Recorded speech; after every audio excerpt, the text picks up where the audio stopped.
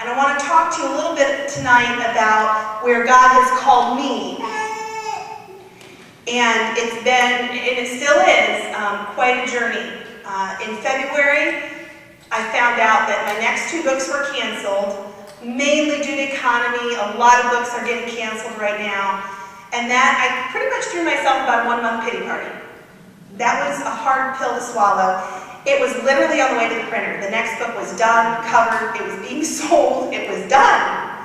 And they canceled that one and the next one in my mom's series. And then I had book proposals and committees that suddenly all failed. And so I was suddenly a writer without a book. And it didn't match with who I thought I was. And instead of jumping out and saying, okay, God clearly must have something else for me, so we're just going to find out what it is, I sat for about a month and kind of threw myself a pity party. Poor me, poor me.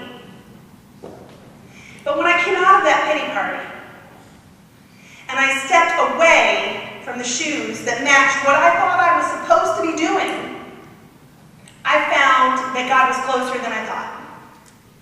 My friends launched a company in November called PEAK, P-E-A-K, and it's providing excellent adult care. And originally, my youngest went to kindergarten all day, and so they had said, well, just come and fill in a day or 2 here and there, and you know, just part-time as you want. And they had no staff when they launched their company, so I jumped in to help out. That has become now a job that I adore. And I'll tell you what we do there. It is a provider service for adults who are mentally challenged. I have never worked with any kind of mentally challenged child or adult in my life. And I jumped into this having no clue what I was doing. And I have worked 3 days a week, now I'm down to 2. But I have to tell you that it wasn't easy at first. The first few weeks I was there, I felt like a fish out of water. And I didn't know who to talk to, I didn't know what to do. And we have 23 adults in our day services, 8:30 to 2:30, Monday through Friday. We're headquartered out of Camp Wanakee, near Beach City. And we have very low-functioning clients to very high-functioning clients, with the whole gamut. And so I just kind of hung around the higher-functioning clients, because they were like me. They matched. It was easy. I could have a conversation with them. We could sit and do a craft. I was teaching one girl phonics. They matched. But God kept working on me.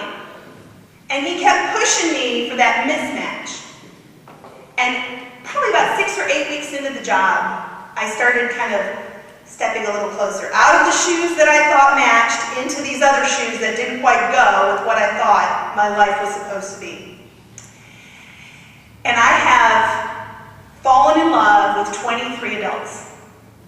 Every single one of them. And the ones that I love the most are the lowest functioning clients. Never would have imagined. And I always get teary-eyed when I talk about them. But I want to share a few stories. We have one of the toughest ones for me to approach was a gentleman named Brian. He's 25, and if you saw a picture of him, he looks totally normal.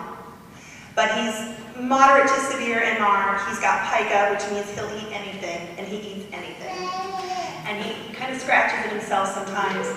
And he also has OCD, which is obsessive compulsive disorder, so he goes through routines and he has to touch things and that kind of thing. And they wear gloves on him, these, you know, those big fuzzy orange gloves that you would use to polish your car with wax, with no fingers in them, kind of a square glove. I mean, they don't tape them on or anything, but they say, Brian, put your gloves on, because that way he doesn't pick at himself, you know, and so he's just doing nothing, he wears these gloves.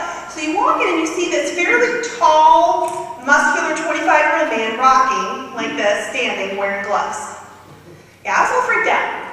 So I didn't approach him for a good 6 weeks. He is now one of my favorite people in the universe. I love him.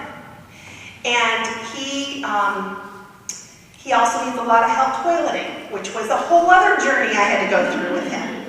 I won't bore you with details, but it was an experience and still is. But Brian now, he'll listen to me, and I'll kind of pat his chest because he looks down a lot, so I'll pat his chest and I'll get his eye contact. And I'll say, Brian, what's my name? And he'll say, Trish. And I'll say, Brian, are we friends? And he'll say, we're friends. And then he'll say, and this just makes me melt as he's rocking, he'll say, Trish, I I love you so much, my heartbeat's broken. My heartbeat's broken. And my knees quiver, and I just melt right down. Just love him. I have seen more of God in the clients down there. Don, who puts garbage bags down his pants so he can have the garbage bag sticking out because he likes to go like this all day.